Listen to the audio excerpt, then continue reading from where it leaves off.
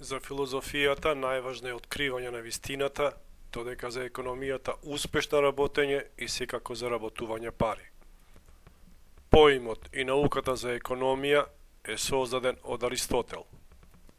Според Адам Смит, двете цели на политичката економија се да му обезбеди на народот заработувачка и да ја обезбеди државата со приход доволен за јавните служби. Адам Смит го промовира економскиот либерализам, кој значи доктрина на економски слободи, чиј основен израз е идејата на слободен пазар. Основните биографски податоци на Адам Смит се следните. Роден 1727 година, живел до 1790. Бил професор по политика и етика во Глазгов, Шкотска. Бил прв модерен економист. Негово најпознато етичко дело е Теоријата на моралните чувства, а главно економско дело Истражување на природата и на причината на богатството на народите.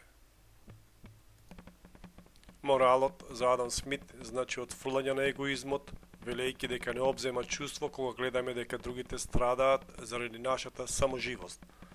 Општа цел е среќа на човештвото, а тоа се постигнува со нашата творечка активност. Суштината на економската филозофија на Адам Смит представува трудот. Тој вели дека вредноста на произведената стока потекнува од вложениот труд, така наречена трудова теорија на вредноста.